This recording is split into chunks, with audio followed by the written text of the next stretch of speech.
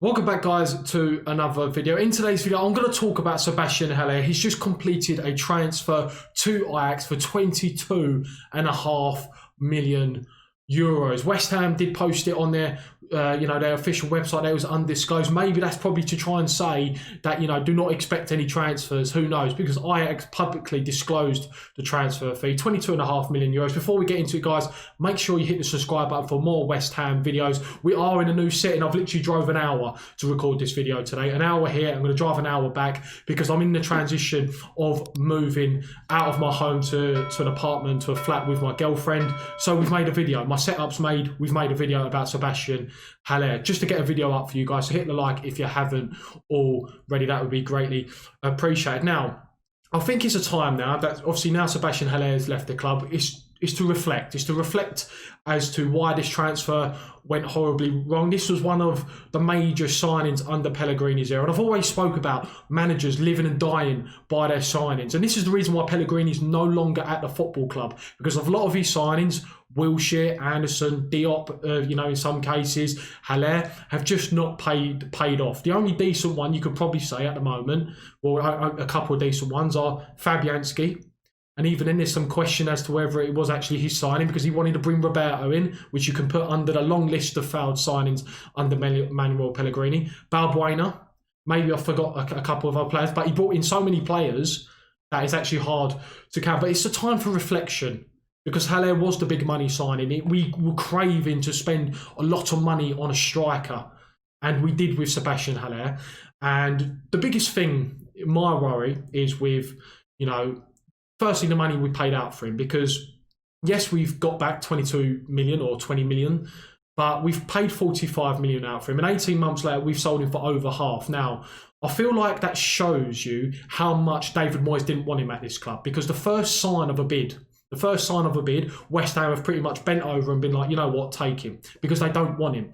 Now, that shows again that Moyes doesn't trust him, that he doesn't believe that he fits his long-term ethos, his long-term vision of this football club. And we know that he prefers a striker that's going to be able to do a bit of both, run the channels, get in behind, stretch defences. Haller doesn't possess that. Now, Haller is going to Ajax under a manager that he had at FC Utrecht. I think that's how you pronounce the name, Ten Hag. And, Ajax obviously, to see them make a move so quickly and so early in the transfer window shows that Haller does possess quality. And I think it would be unfair to say that Haller doesn't possess quality, because we've seen some of the goals that he has scored for West Ham, the overhead kicks. Some of the finishes have actually been absolutely magnificent. Now, in terms of, as I said, what Moyes wants, he wants a hard-working striker. Haller will probably go to Ajax and absolutely score goals. Yes, in a much less competitive league, but I'm probably going to judge him on a Champions League. Ajax are a decent Champions League team, so it's going to be, it's going to be interesting to see how he fares in the Champions League and whether he will score goals in the Champions League for a decent, a team that normally gets past the group stage, Champions League team. But he just didn't fit, the West Ham system, the way we want to play. And at the end of the day, I feel like David Moyes was, he didn't really care whether this transfer worked out or not, because at the end of the day, he didn't spend the money. He didn't spend 45 million. If David Moyes spent 45 million on Haller and it wasn't working out, Moyes might have to, I feel like Moyes would probably work harder in order to try and get his system working around Sebastian Haller. And I think, I think there's a lot of criticism at the moment towards Haller that, he didn't work out, he was crap. But I feel like there's got to be, all sides of the party have to take responsibility. Firstly, Haller, okay? For me, I was one of his big advocates. I tried, reasoning him with him as much as I can. I tried defending him. And then obviously it gets to a point and he wasn't working hard enough for the team. We lost a lot of work ethic up front, but then you could have also said that we didn't have enough support to him, because there was a lot of times during, games like Brighton at home, he was very, very isolated. And there was, when we saw Benrahma come into the team and when he come off the bench, we saw a little bit of interchange play when he was getting a little bit closer to Haller. And we saw with Bowen in the first half a little bit for the first 10 minutes before Bowen ended up tracking his right wing back, that we saw Bowen getting close to Haller. We saw him interchanging passes, and you saw that Haller was thriving off that. And, the system at the end of the day didn't work out for him, but he's also got to have a little bit more morals about him, said, right, okay, the system ain't working for him in terms of it's not built around him, it's more built around Antonio in quick transitions. But at least work hard for West Ham, at least try and show that you want to be here. And I feel like he wanted to leave in the summer, probably, especially when Diangana left. I feel like they were probably, getting a good relationship, him and Diangana. And he spoke about how he was looking forward to playing with Diangana, and then we ended up selling him. Yes, on the hindsight, at the moment, it does look like a good decision because he ain't actually even getting into the West Brom team. But then I feel like a little bit of responsibility has got to come from David Moyes. And this is where I want you to hear me out, because I'm not saying that David Moyes should have changed his system.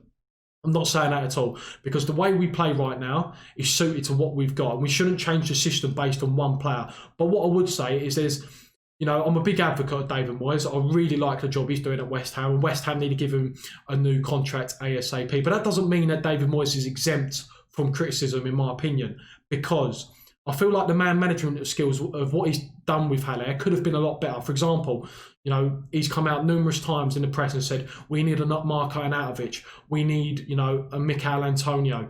We need to maybe look into our own squad to see if we've got anyone who can maybe play similar styles to those strikers that that he craves in his team. What kind of message does that send out to Haller? And we also saw that, Haller, the week previously, he scored a fantastic goal against Sheffield United to pick us up the 3 points. The week after, we played Aston Villa at home. The first sign of opportunity, David Moyes dropped him, right, for Michail Antonio, who then got brought off at half-time because he was injured. So, what kind of trust is that? You've just come off a winning goal, your confidence is high, you've just bagged a goal, and the next thing you're on the bench the next week. So, looking at all parties, yes, Haller should have done more. He should have worked harder. He was isolated at times, and you could maybe sympathise for that. And, his hold-up play wasn't that great. But you also have to take a little bit of responsibility with David Moyes. His man management wasn't that good. It wasn't that good. I feel like he could have done a little bit better with him. Maybe whilst he knew that he was probably going to be the number one striker whilst Antonio was out injured, put your arm around him. Let him know that at least for that time he's wanted, so that, during that period of time, he's going to try and work hard for the team. Because deep down, Haller knew he weren't wanted. We've seen that, 60 minutes into the game, Antonio, he comes on. The first sign that Antonio can get back on the pitch, he's getting brought off. And, understandably, West Ham were a much better outfit with Antonio on the pitch rather than Sebastian Haller. But, can you blame him for really downing tools when really he knew that even if he scored 3 or 4 goals, back-to-back in 4 consecutive games, that he was really going to continue starting for West Ham if Antonio was fit? I don't think so. For me, West Ham need a signing. We need to go out and sign someone. And I'm going to talk about that probably in Sunday's video, because there's going to be no video tomorrow on Saturday, because I fully move into this place with my girlfriend Saturday. So I've drove an hour to make this video, and then going to go home, upload it, because the internet speed's a lot quicker at home. For you guys, for hopefully around about 1:30 PM. So guys, hit the subscribe button. Let me know your thoughts in the comment section down below. Hit the subscribe button, hit the like button. What do you think of this transfer? Was it too much? Should have West Ham held out for a little bit more? Because it just seems like West Ham have received the bid. And I can sort of understand why they've sold him, because at the end of the day, if he was poor for the next couple of months, then his value could have even dropped even further. So West Ham have sort of struck a deal whilst the iron is hot, kind of thing. So let me know, guys, what you think of it. Hit the subscribe button if you're new around here. We've just hit over 2,100 subscribers. So much, the videos at the moment are doing very well in terms of, views. So appreciate all the support so far. Catch you next video. See you later.